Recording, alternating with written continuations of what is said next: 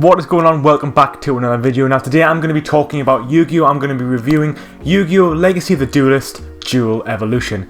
Is it a great game? Is it a great Yu-Gi-Oh! Game? Well, let's find out in this video.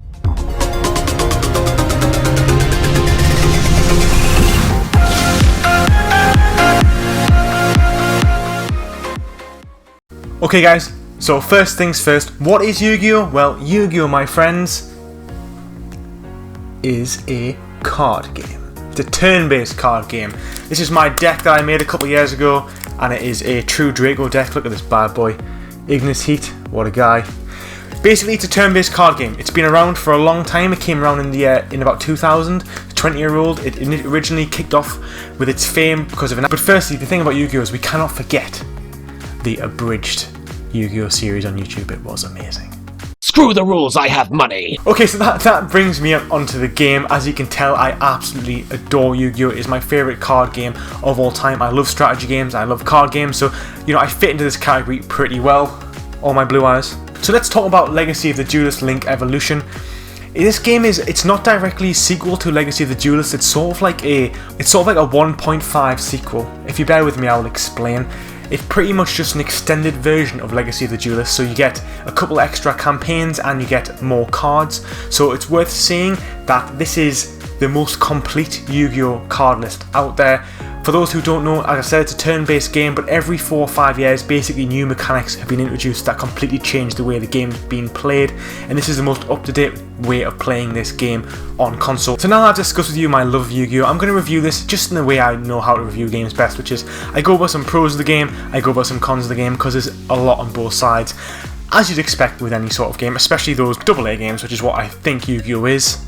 I'll explain on that a little bit later on as well. So first things first, as I've said, Yu-Gi-Oh! Changes all of the time. Every couple of years there's a big game mechanic move introduced into the game series which really makes a big difference. So for example, we had our Synchro summons initially, then we had the XYZ summons, then we had Pendulum, and now we've got Link summons. These are all big changes to the game that you need to know about. Yeah, if you don't play Yu-Gi-Oh! This is going to go way over your head, which is absolutely fine, which brings me to the first pro of this game is that it's such a good introduction to the Yu-Gi-Oh! Game system for a complete newbie. You can pick this game up and you can make your way through the campaign and really learn the mechanics because it teaches you in the tutorials so well how to play the game that by the end of it, after 20 hours, 25 hours, you pretty much can play this game tenfold, and you can pretty much play this game and keep up with all the ongoing mechanics because it can seem quite complicated from outside looking in, but it really isn't that complicated, and this game really is perfect for beginners. Not only that, it allows you to play with hundreds of different decks because every single story mission you play,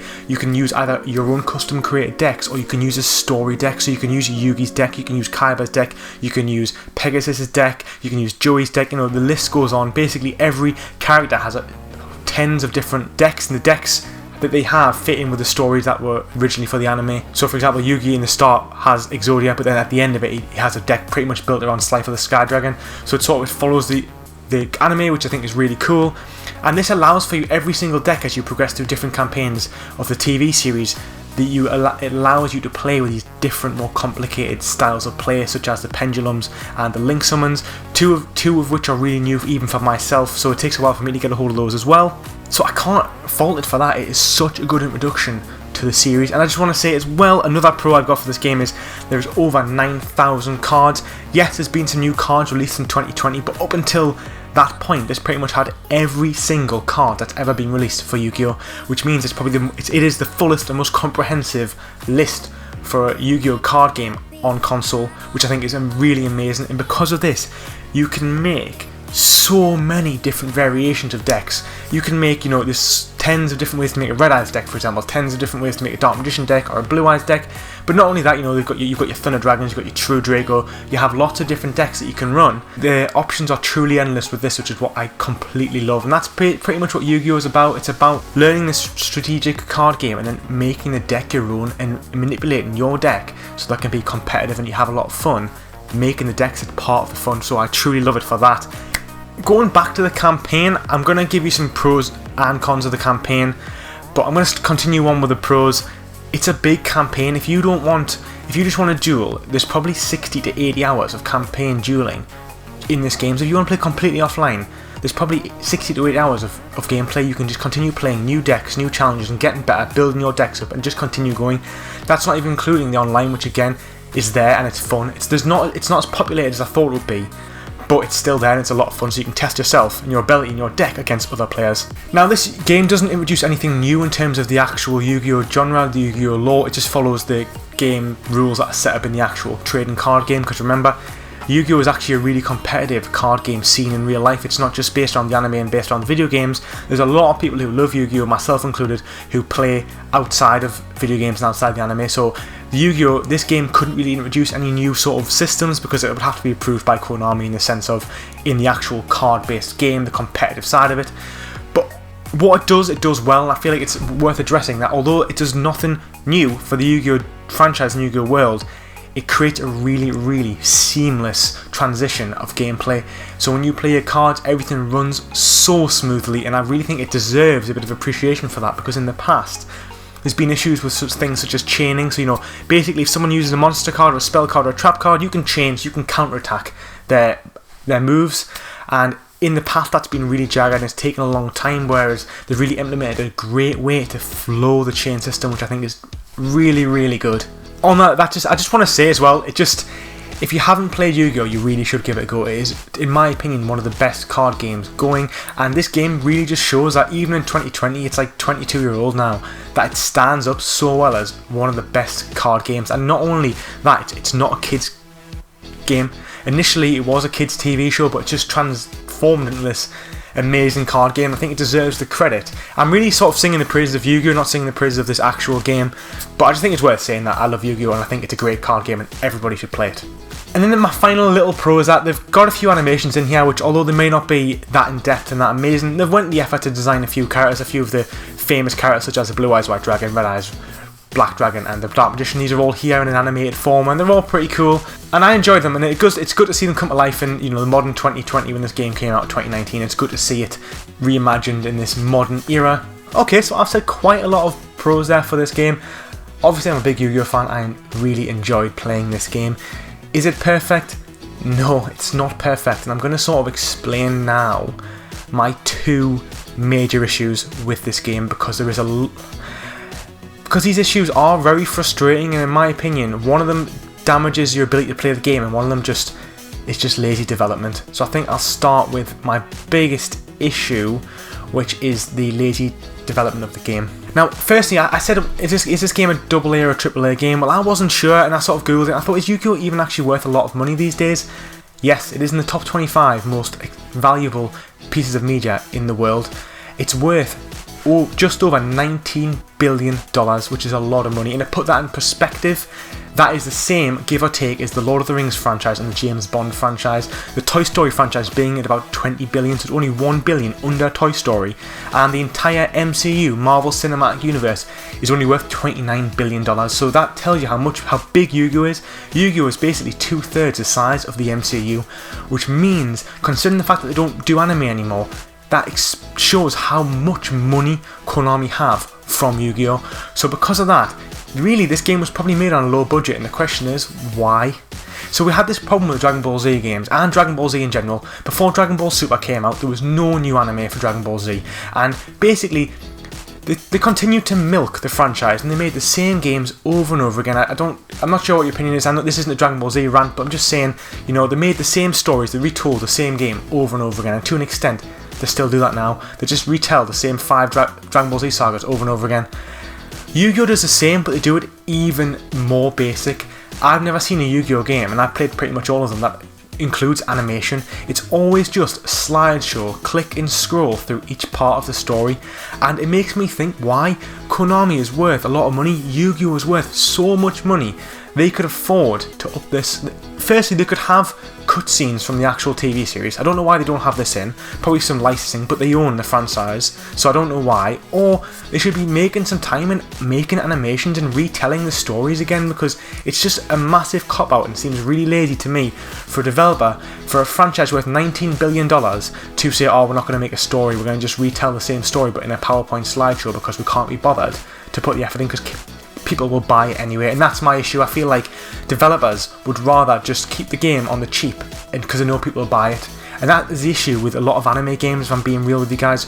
They just rely on the fans buying them no matter how bad they are. I mean, for example, how bad was the latest One Punch game? It was an utter disgrace, and people still bought it, and it's still like £40 now, even though it's been out for over a year and nobody buys it. And that sort of falls in with the animation of the monsters as well. So yes, there's about I only saw about 10 animated monsters in my 50 hours of playing this game, and that was Dark Magician, Blue Eyes, Red Eyes, and a few of the Neo Hero characters, which I can't remember their names. And I just thought it wasn't enough. I mean, there's 9,000 cards. Why are they not animating more than 20-30 monsters? I know it's more about the iconic monsters, but I want to see more of them. I just feel like, again, it's another opportunity that they've missed to deliver a better game. And this is the key thing for me. Yu-Gi-Oh! Is about the card game. Don't get me wrong, I know this. I know it's predominantly a card game. But what I want is, and what I'm trying to say is, Yu-Gi-Oh! The video games could be so much more. They could be the card game in incredible detail, which this game has done, but they could also be an amazing story, or they could at least retell the stories in a much better way. And I think that is where they missed the mark with this game, and it's just down to laziness, knowing that people will buy the games anyway. And I find it really disappointing. I feel like it's just a massively missed potential to really help push Yu-Gi-Oh! Into the mainstream again, because although it's worth a lot of money, the franchise, it still isn't massively mainstream, especially not amongst gamers. But I feel like if they put the effort in, they could do that, and that's why I feel a bit annoyed that although it's a great card game and it's a great video game of a card game, they've just missed an opportunity to make this into a really complete, fully rounded Yu-Gi-Oh! Experience. Okay, this brings me on to my final con. So I've only got 2 cons, to be honest, but they are quite big ones, and that is the way you acquire new cards. So they have a booster pack system, which is basically like how it is in real life. You buy a set of cards and it has so many uncommon cards, so many common cards, and a few rare cards. The problem with this is the rare cards are incredibly hard to find, and I'm going to use this example.